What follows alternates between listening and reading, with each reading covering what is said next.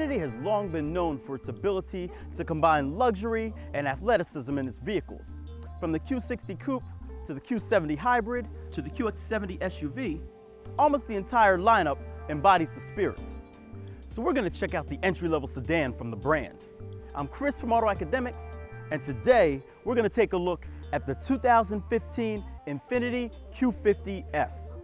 For those of you who are like us and still a little confused by Infiniti's model nomenclature, the Q50 is the entry-level sedan that replaces the popular G37. Thankfully, our Hagane Blue Q50S is up to the task. Standard features include sport front fascia, aluminum accented pedals, and 8-way power-heated leather-appointed seats with manual thigh extension. Options include the navigation package and the performance wheel package. Total M.S.R.P is $47,755.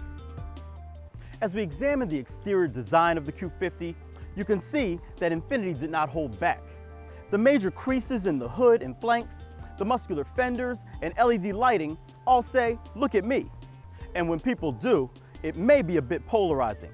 Personally, I like more than I don't. The performance wheel package includes 19-inch raised forged aluminum alloy wheels in a staggered setup with 245 40 series Bridgestone Potenza RE summer tires in front and even larger 265 35 series tires in the rear. Exposed beneath the rear valance are dual exhaust tips that, while not as aggressive sounding as on the first-gen G35, still emit a sporty note. And opening the trunk gives you access to 13.5 cubic feet of space.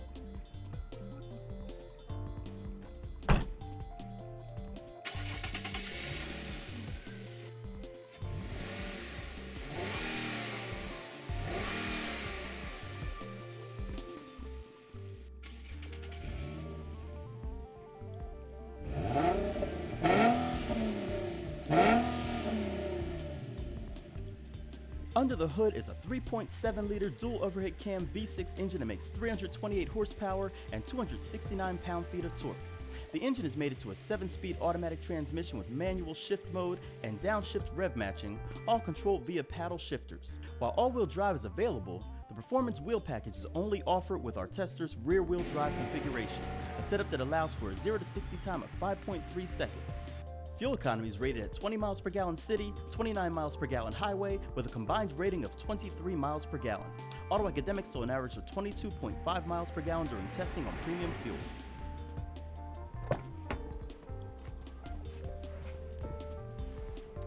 The back seat has decent enough space for a car in this class. There's ample head and leg room, and the seats feel pretty good. To put it plainly, if you're sitting back here, Infiniti's basically teasing you with a taste of what the front seats might be like.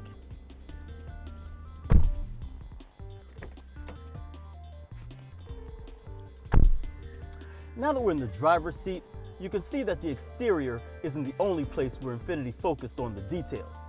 Everything from the door panels and seats to the solid magnesium paddle shifters and the caoutchouc aluminum trim were attractively designed.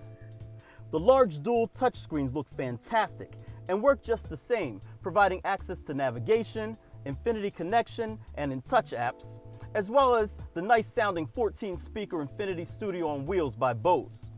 So now that we've covered that, let's take it out on the road and see how it drives.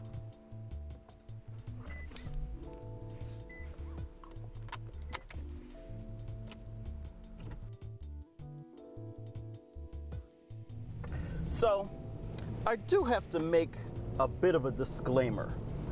I've owned an Infiniti in the past.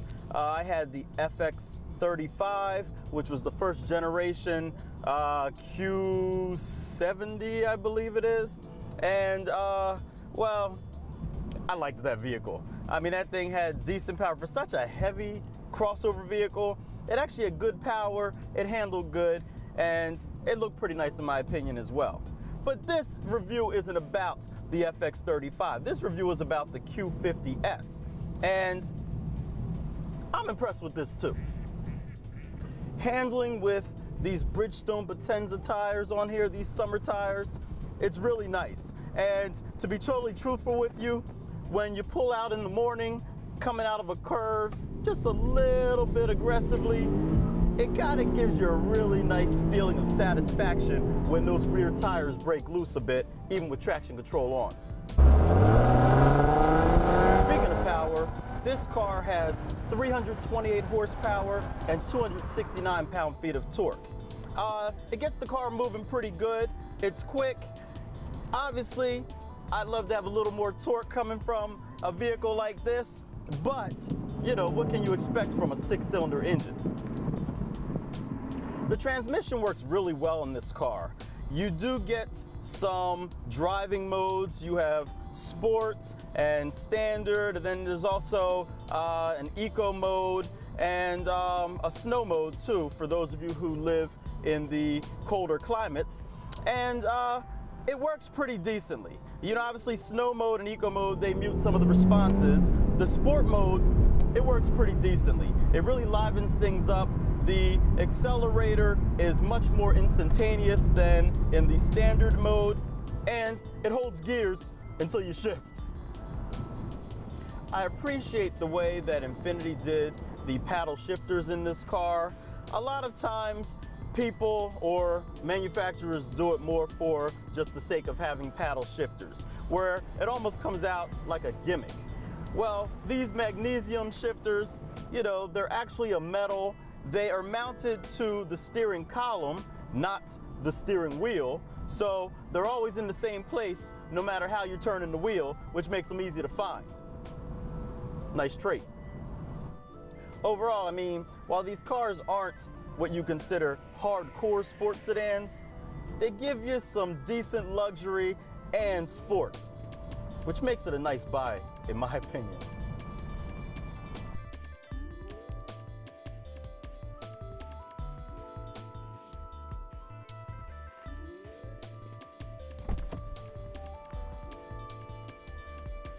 So there you have it, guys, the 2015 Infiniti Q50S. With seemingly each subsequent generation, Infiniti adds more luxury and athleticism into its vehicles. And as we've seen, the Q50S is no different. I'm Chris from AutoAcademics. Thanks for watching.